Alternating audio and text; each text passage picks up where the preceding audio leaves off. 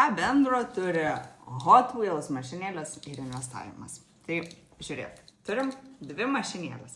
Ir vieną klausimą, dėl kurio žmonės metus stovi vietoj. Kuris gražesnis? Kuris greitesnis?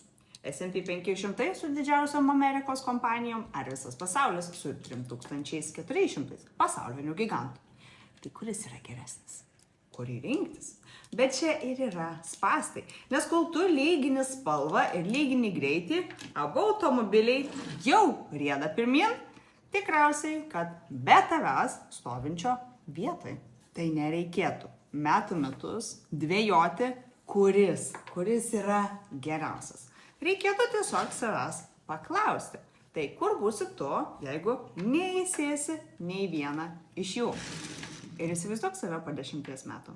Kas skaudės labiau? Kad pasirinkai ne tą mašinėlę, ar kad taip ir nepajudėjai iš vietos? Nes vienas iš jų vis tiek tave nuveš toliau negu sprendimo nepriėmimas.